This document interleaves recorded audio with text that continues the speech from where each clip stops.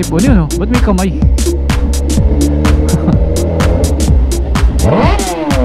Ito na yung motor ni Brother Alfred. Ang pangalan ng motor niya is Elatot. Okay, reveal na natin. Papa Jess, do the honor. Dapat dito tatayuan mo lang ng ganyan, no? Grabe yung kalsada. Tapos yung balak i-espalto ito.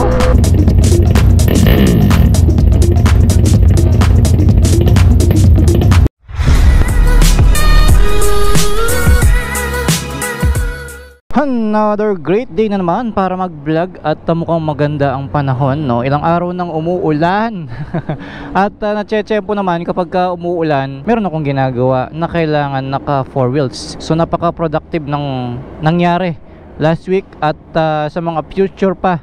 This month of June, super loaded na naman si Reid sa mga lakad at excited akong ikwento sa inyo. But today, pupuntahan natin ang motor ni Brother Alfred Watermax doon sa Carmona, and based doon sa ating last video, at i-update ko kayo sa motor ni Brother Alfred na ang pangalan ay Elatot. Ngayon gamit natin ang ating ZH2 at ito yung sakit ng ZH2 talaga, no? Yung supercharge niya sumusuka ng langis dito sa kanyang intake, no? Pero normal lang yun kasi kadalasan ganun naman nangyayari. So yung iba nilalagyan nila na silicone. So ito meron siya ulit, no? So sa mga naka ZH2, check nyo yung oil level ninyo, no? Baka suka ng langis yung motor mo or supercharge, wala na palang langis na. So yun, mukhang goods na goods pa yung level ng ating oil. And syempre goods na goods din yung ating titanium pipes. Shout out sa BMAX Racing.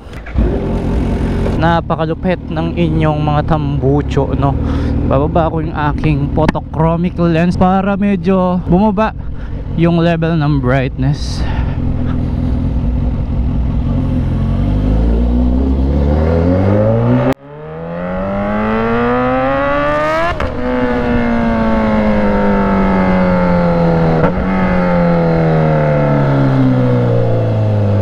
Nag-message sa akin si Papa Jess Okbina dun sa Carmona nga, yung nag-build ng ating project bike. Natapos na si Elatot at pinapunta ko na doon si Romeo gamit ang L300 namin. Kasi after sa Carmona, dadalhin na kay Bebe Lab para palitan yung block, i-port yung head at i-tune na siya dahil papuputokin natin si Elatot. Pero ngayon excited akong ipakita kung ano yung mga pinagbago niya since nung dinala natin siya sa Hanley. So si Hanley parang ang ginawa niya is pinrepair niya yung mga pyesa para pagdating kay Carmona salpakan na lang, ganun. And syempre yung mga tornilyo pinalitan din. Dami kong project bike ngayon. Si Raider kasi wala na ako maisip na isalpak doon dahil pagdating sa non-pro, yung mga pyesang nasa kanya is sa tingin ko medyo sagad na rin. Lalo na non-pro gaming tayo, mura lang naman yung mga pyesa kaya madali siyang kumpletuhin. Unlike nung nasa pro category tayo, bukod sa maghahanap ka ng pyesa na napakahirap, maghahanap ka pa ng pera para mabili yung pyesa na yun, no? Dito sa non-pro, bigay todo talaga. Nasa builder na talaga yung ikapanalo mo, no?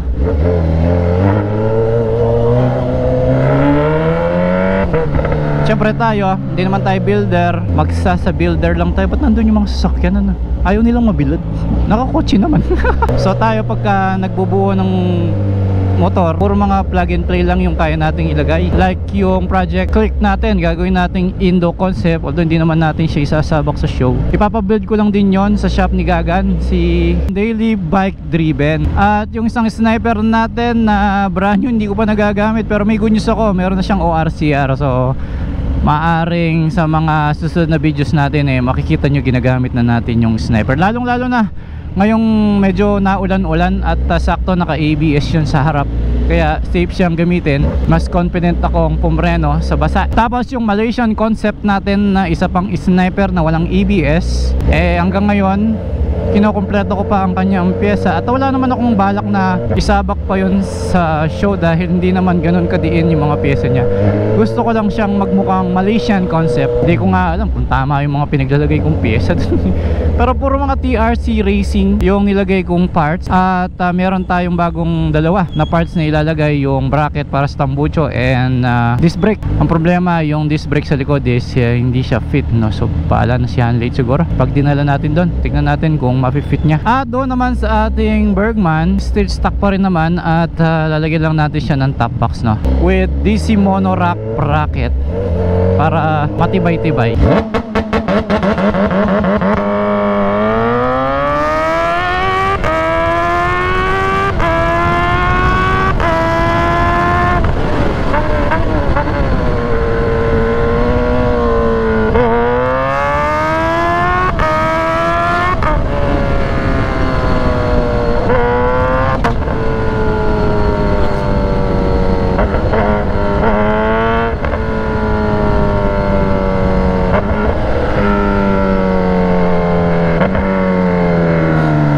Medyo nagka-problema lang ako ng konti dito sa motor ni Alfred dahil ang pinag-usapan namin, kukunin namin itong si Elatot sa Carmona sa June 5. Kaya lang hindi po nagsin si kuya mong Alfred at hindi pa bayad yung aming pinagawa doon sa Carmona. So nag-expect yung tao na magbabayad tayo ng June 5 at syempre yung tao namumuhunan yan.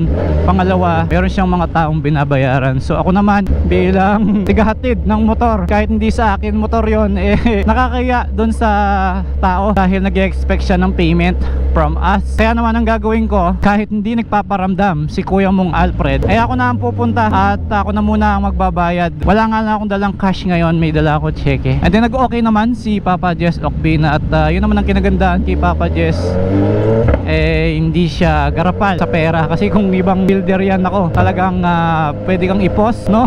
Yung mga tipong caption niya is bayad muna bago yabang, di ba? So ayaw naman nating masabihan ng ganon at ayaw kang masira sa kaibigan natin dahil si Papa Jess Okbina, siya rin yung isa sa nag-build sa ating Raider. Kaya bahala na kami mag-usap ni Brother Alfred and as of this moment, hindi pa nagpaparamdam si Alfred at ako naman yung taong ayong nangungulit pagdating sa pera. At isa sa number one na rule natin dyan pagdating sa pagkakaibigan is wag na wag tayo magpapasira sa pera. I'm sure mababayaran naman ni Alfred yon. Unang-una sa lahat, hindi naman sila mahirap, diba? Hindi ko rin sinasabing sobrang yaman nila. May pera si Alfred. Pangalawa, hindi nyo makukuha yung motor pag hindi nyo binayaran yon. Although binayaran ko, pero hindi i-release ng mechanic yan kung hindi siya bayad, no? So ang mangyayari, after sa Carmona, ihatid natin sa Bebe Lab yung motor niya, diba? So hindi i-release ni Bebe Lab yung motor kapag hindi pa bayad si Alfred sa akin. At dun sa Bebe Lab, may bayad din yon. Kaya medyo mapapasubo talaga tayo. Hindi rin mura yung gastos dyan, ano? Napansin nyo, si Brother Alfred na stress na, no? Kahit magbabayad lang siya, hihintayin lang niyang matapos yung motor niya, tapos lalapag na lang siya. Kung si Alfred nakaramdam ng stress, ako pa kaya na mismong nag-build, walang alam sa motor show, walang alam sa pyesa ng Raider, yung mga konsepto hindi ko alam, wala akong kakilala na magbi-build. Kumbaga nagpapakilala pa tayo sa industriya ng motor show dito sa Pilipinas. Kaya napansin nyo, pumayat ako dahil doon sa motor show na yan. Dahil pagka lumapag ka, mapupuyat ka dyan, di ba? So talagang nakakaubos siya ng lakas.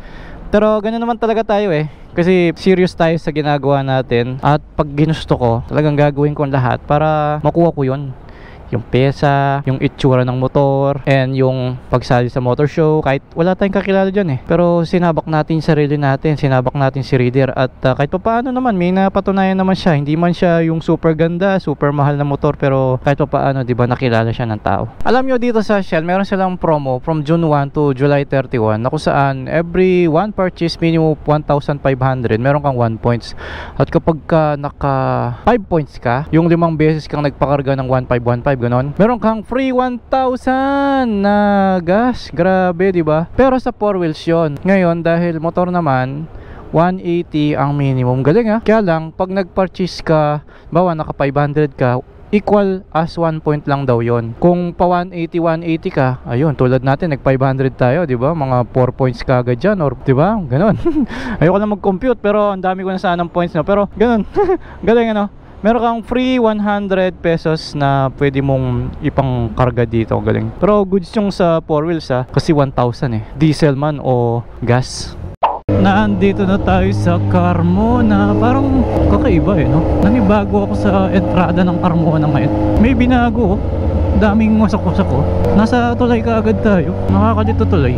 Hindi naman ganito dati, di ba? Tsaka pag sinabing Carmona, racetrack yung una kong naiisip eh. Ngayon dahil napapadala sa kay Boss Jess Okpina, siya yung lagi kong naaalala. And dito sa pagpasok mo ng Carmona Tollgate, sobrang lapit lang nung sa kanila eh. Yung pagdating mo dyan sa may rotonda, kakaliwa ka kagad eh.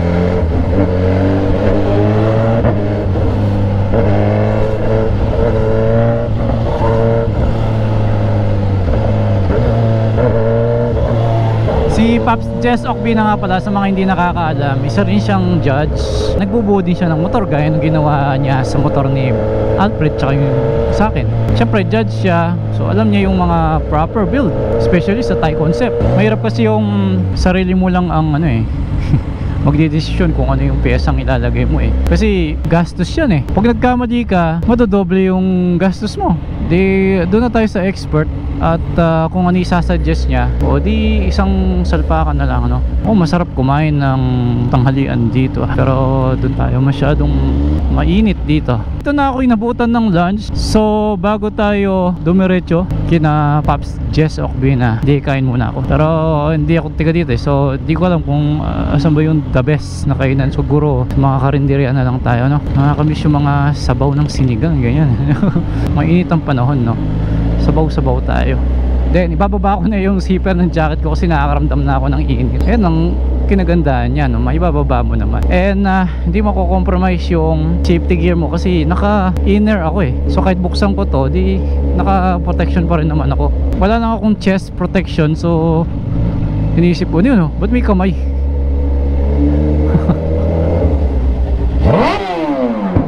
Sabi niya bomba eh. Naglabas pa talaga ng kamay eh no. Sabagay ganun din ako eh. Pagka naka-Bergman ako, nakakita ko ng big bike rider sa tabi ko, natutuwa ako eh. Siyempre dama ko yung dama niya, nafe-feel ko yung nafe-feel niya. Yan ang sarap pagka third person shot. Tsaka ang sarap din pala sa feeling pagka nag-request ka ng bomba sa big bike rider tapos pinagbigyan ka niya. Nakakakilig eh no.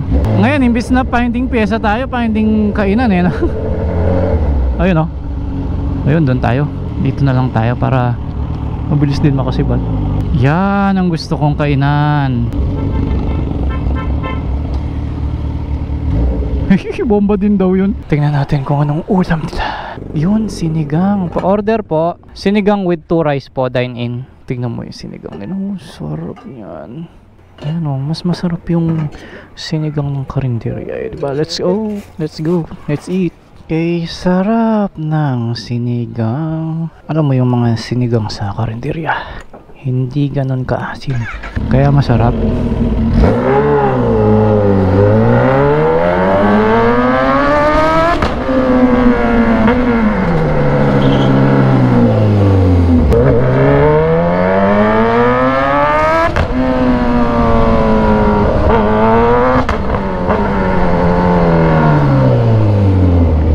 Ito na yung shop ni Papa Jess. Ayan na, nakatakip na naman yung motor oh. Hello. Ito na yun. Ha? Ito na, hindi. Nagbago eh no? Ayun oh, nakatakip. So yun, tignan natin kung ano na yung nabago. Ito na yung motor ni Brother Alfred. Ang pangalan ng motor niya is Elatot. At tapos na mailagay lahat ng pyesa. So okay, reveal na natin. Papa Jess, do the honor. Ayun, street bike na Papa. Naka rim set, nakalagay na yung mga baso ng suspension, itong stage 6 ano. Tapos yung premium copy lang na nickel 2-pot na Brembo brake. At nailagay na niya yung fittings so. Alam mo, mas madetalye siya ngayon ha, kaysa doon sa akin ha, Papa Jess ha. Mukhang magseselos siya tao kay Elatot ngayon. Tingnan mo naman to oh, yeah. Diba? Ang linis oh. Ito yung kakaiba. Oo nga eh. Ba't ganun? May fitting siya, pero cable yung clutch no? Nagmukha siyang hydraulic. Eto pa oh, yan oh. So siguro naman wala na magrereklamo na puro fittings yung motor natin kasi wala na tayong makitang fittings dito, di ba? Yun oh, yung throttle niya ito. Nice. Ang clutch may fittings din. Wala masyadong quick release yung motor natin ngayon, pero may mga fittings naman yung ating mga levers like now oh. So pwede naman palang ganyan ano? At least may detalye ba? Tayo pa lang unang gumawa yan. Kumbaga, sa non-pro nag-iisa pa lang yung ganyan. Oh. Kumbaga, kakaiba. Pangalawa yung sa akin. Kung lalagyan natin. Natagalan ka dun Okay, so eto naman yung switch niya, Ducati switch. Then alloy yung kanyang tipos. Ito yung manibela niya. Mataas pala yung manibela niya no. Okay na yung ating front brake master, Rossi. And then Koken na clutch lever. Tapos may fittings yung kanyang cable papunta sa baba. And then pa towards dito. Then napalitan din natin yung mga ibang takip niya. So meron tayong biniling CNC alloy pero hindi muna natin nilagay kasi gusto ko mapalitan muna yung engine block natin. So ito nakalagay na yung ating titanium tube para sa radiator and BRD radiator natin. Pati yung front tapalodo natin tinabas ni na Papa Tapos yung ginawa ni Papa JC ng handlate bolts. So nilagyan pa rin niya ng bracket para dito hindi may iwan to. Oo, boss. Kasi yung iba yung bracket dito lang and then ito naiiwan may butas. So ito nagamit pa rin. And then yung TKDs, fitment check, diba? So normal lang talagang may saya dyan kasi ganun talaga. Basta nagpi-pre-wheel siyang ganyan, diba? Pag ginamit na yan, saka yan.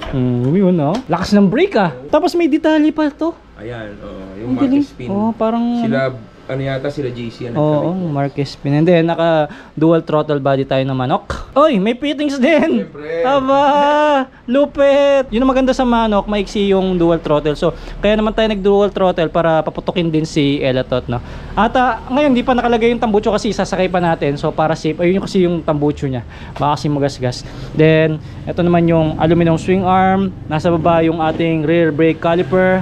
Fittings Papa Bakit mas maganda yun sa kanya Papa? Yun ang mukhang babalik dito si Reader So yun pag ganyan. Mas malinis nga naman tignan pag ganito siguro nagkataon gawa ng ang swing arm niya is JRB napataon na sakto yung body mo pag oo. Siguro depende na rin sa swing arm. Okay. And then ito na yung seat niya. Pwede ba natin buksan? Tapos ito naman yung aluminum gas tank. And dahil may gagawin pa, so ito nakaabang na lang pagpapalit pa kasi tayo ng block kaya meron pang konting hindi pa nilagay but nakalagay na yung half shifter natin. So mukha na talaga siyang pang show kahit papaano, kahit kulang pa yung pairings niya kasi meron pang gagawin doon. And then nakalagay na yung fuel pressure regulator natin. Ginawan din siya ng bracket ni handlate bolts. Ayan So paano natin sasabihin yung handlate bolts? Bracket yung ginawa niya. So handlate bracket. Ito yung throttle body niya papunta doon, dito ihigop ng hangin. Ang ganda DKT yung sprocket niya and then DKT din yung hub. Pina-convert natin para maging disc dahil drum brake ito. Ito na yung stable niya, red din para match doon sa logo ng Brembo. At nailagay na rin yung over racing nitro natin na suspension sa likod at functional to Papa? Functional yan. Iyon! Buti naman. May fittings din may quick release din. So hindi na sobra-sobra yung QR na nilagay ni Papa. May gamit nga naman to pagka tinanggal mo yon. At least dito mo na siya hugutin, di ba? May quick release, may purpose din siya. After dito, dadalhin na natin sa Bebe Lab. Maraming salamat Papa Jess. At sa mga gustong magpa-build din at dalhin nyo na lang kay Papa Jess dito sa Carmona. At ilang araw mo ginawa Papa? Sulit lang talaga to parang 2 araw. 2 days lang Lalo na gabi kayo nagkatrabaho Oo. Thank you Paps. Thanks. Thank you. Naisakay na namin yung motor ni Bro Alfred at ito na siya Ayun, kasama yung mga ibang parts like yung piston and block. Ayun, ang napaka-importante doon So bahala na si Bebe Lab. Yun, punta na kami sa Batangas ngayon kay Bebe Lab. Alright, takbong Batangas naman. Parang ang lalapit na mga pinupuntahan ko. Grabe.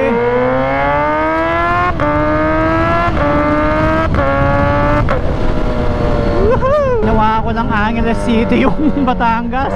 Dito mo magagamit yung cruise control ng CH2. Yung ganito kahaba at dire-diretsong kalsada na walang masyadong sasakyan. Ang sarap bumiyahe. Tapos medyo makulimlim at medyo mawatak-watak na nga yung ulan kanina. Pero okay naman dahil yung jacket ko, diba? Nasabi ko sa inyo, parang water repellent siya. Kaya umulan, umaraw, masarap mag-ride. At knowing na meron kang isang motor doon sa bahay na pwedeng pang-ulan. Yung sniper, diba? Nice! Ang sarap. Diba ang kakakain ko lang, pagdating ko dito, sumakit yung tagiliran ko. Grabe yung semento. Dapat dito tatayuan mo na lang ng ganyan, Grabe yung kalsada. Wala pa silang balak i-asphalto ito. Okay, ibaan. Grabe, sumakit yung tiyan ko At lagi naman ako dumadaan dito kasi ang advice sa akin ni Bebe Lab na huwag tayong dadaan ng lipa dahil sa lipa daw ay traffic. At dito medyo malayo-layo pero hindi traffic. Lalo na sa mga oras na rush hour, ganon. Nakaka-excite marinig pumutok na si Elatot. Nakakagigil. Siguro gagawin nila yan ng 3 days dahil parang i-overall nila yan kasi papalitan nila yung block Same dun sa akin, brand new rin yung Raider ko. So si Elatot ay brand new din. So medyo marami-rami yung nagamit sa stock parts, like yung chassis. Hindi na nagpalit ng chassis kasi nga, diba, ayoko nang ihalin tulad kay Elatot yung pagkakamali natin. Pero ang gusto ko kasi alloy lahat ng parts ni Raider, kaya ko lang ginanon.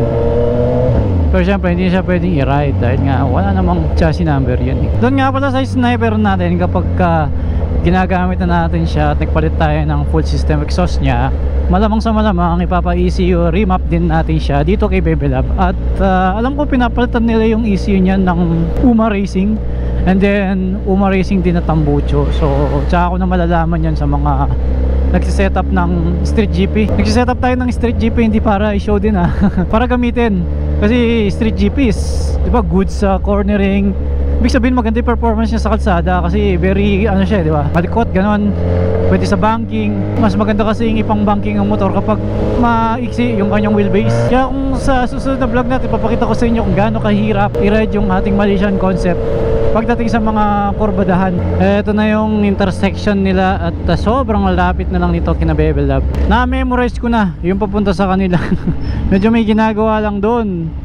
So kaya one way. Kahit hindi na ako mag Google Map. Pati yung mga traffic enforcer na-memorize ko na rin. Ayun si sir. Mukhang ito yung pinaka-town nila, no?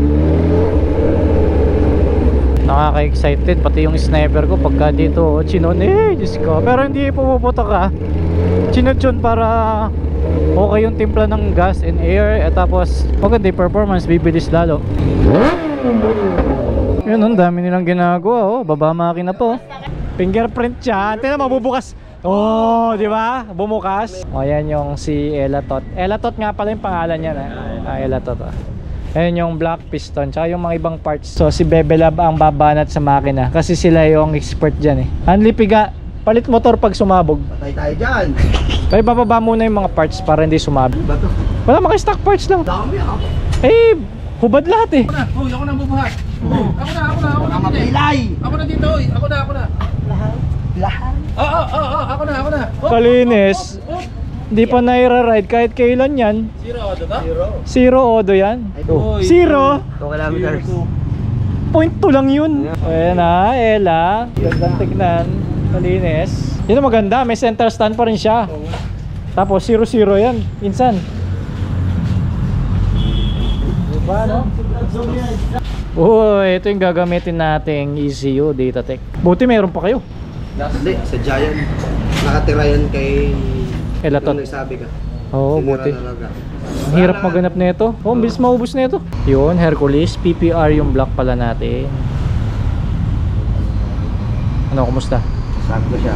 Sakto? Oo. Okay. Gaganon lang siya na konti. Okay. Hindi gagano kay... Oo, yung isa. Yung sa akin, ano? Yung isa. Ito yung piston niya. Ito lang problema din. Oo. Sige. Luluwagan yan. Ano? Machine shop. Okay. Kasi nagkaano na kami nito nakapag... Naglagay na kayo na. Pero solid yung block niya, no? Ang kapal, oh. Ito yung pambato ng Bebelab, yung nilalapag sa NGO para sa drag race under 65 sniper open. No? May pirma ko pa yan, no? Laging nananalo to. Ang hinete natin sino kasi? Evander Sullivan. Gusto ko lang marinig yung idol niya. Kasi sa NGO, hindi na natin maririnig masyado to dahil ang ingay dun. May pirma pa ng Thailander, oh. Oh, Arm Rayong? Oo, pirma niya? Oo. Ayos Parang cellphone number lang. Kapwa to. Sticker ni Kapwa. Sticker natin sa gitna pa talaga, oh. Lakas natin. Dagdag HP. Oo. Paano ba i-start yan? Battery niya yan, oh. So wala siyang kick. Oh.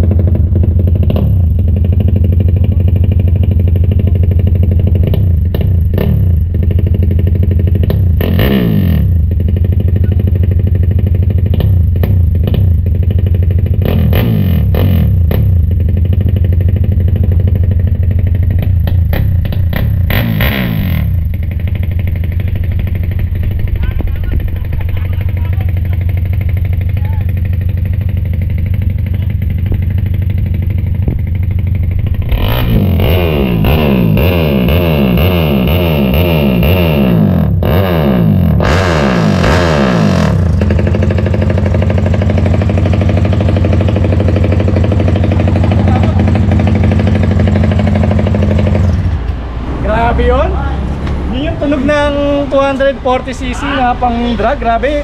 Yung throttle niya, pitik-pitikin mo lang ganyan. Sobra yung responsive niya, talagang nakakagigil. Gusto kong mapanood siya sa drag race natin mismo sa NGO. Sana ma-test drive din natin siya kahit sa racetrack lang para ma-feel natin kung gaano kaliksi yung drag bike.